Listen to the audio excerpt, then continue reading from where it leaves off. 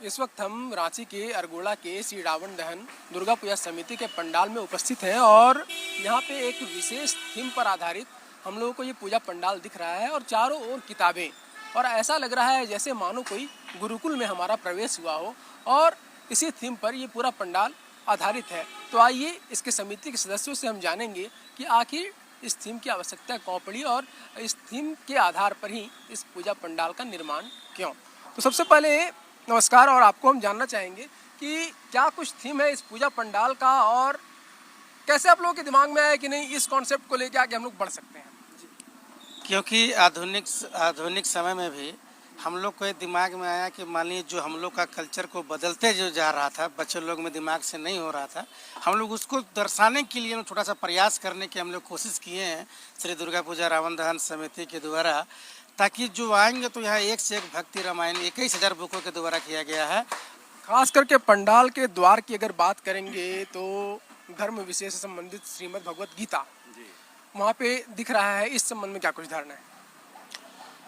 जो थीम हम लोग का जो तैयार हुआ है, ठीक ना, गुरुकुल, जैसे कि आप बोले गुरुकुल के तौर पे यहाँ पर दिख रहा है। लाइब्रेरी जो इंग्लिश में हम लोग बोलते हैं लाइब्रेरी, यहाँ पर जो महाविद्वान जो ऋषि मुनि लोग अपना ग्रंथ अपने बुद्धि से ग्रंथ जो लिखे थे और जिसकी रचना हुई है, ठीक ना, तो भगवत गीता उसी का एक बहुत बड़ा आधार रहा है। तो इस पंडाल में प्रवेश द्वार में ठीक प्रवेश करने वाला जो दर्शनार्थी आएंगे वो अपना उस भगवत गीता का दर्शन करते हुए जाएंगे और माता का विराजमान वहाँ पर जो भव्य रूप माता जी का रहेगा उनका दर्शन करेंगे। एक बरगद का पेड़ नुमा कुछ आकृति हम लोगों को यहाँ पे दिखाई दे रही है, उसका क्या महत्व है इस पंडाल में? इस जो पेड़ है, पेड़ के नीचे गुरुजी बैठेंगे, विराजमान होंगे, उसके साथ शिष्य लोग रहेंगे। वो शिक्षा प्रदान करते हुए वहाँ लाइव, मतलब एक प्रकार का लाइव रहेगा। उससे एक बढ़िया संदेश भी जाएगा लोगों को कि जो थीम यहाँ पर जो तैयार हुआ है यहीं से शुरू होता है और यहीं पर अंत होता है। ये अरगोड़ा चौक से महज कुछ दूरी पर ये पंडाल स्थित है और यहाँ पे बस आप देख सकते हैं कि किताबों का प्रतिरूप दिखाई दे रहा है। बीच में एक बरगद पेड़ का जो है नमूना पेश किया गया है और इसी के साथ हम जानना चाहेंगे कि जो आधुनिक ज़माना है उसमें मोबाइल हम देखते हैं, कंप्यूटर देखते हैं, लैपटॉप देखते हैं, और वहीं आज की तारीख में हम यहाँ देख रहे हैं कि कहीं ना कहीं किताबों का प्रतिरूप क्या कुछ आभास कराता है।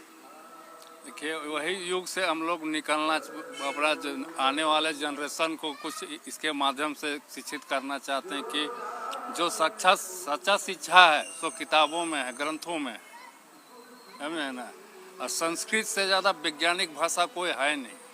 आपने देखा इस पंडाल में कि किस तरह से कई तरह की किताबें हैं और इसका मुख्य उद्देश्य यही है कि लोगों का रुझान बढ़ाना किताबों के प्रति। विभिन्न तरह की जो किताबें हैं और खासकर जो अच्छी प्रेरणादायी पुस्तकें हैं उनके प्रति बच्चों का, युवाओं का और अन्य लोगों का रुझान बढ़ाना है।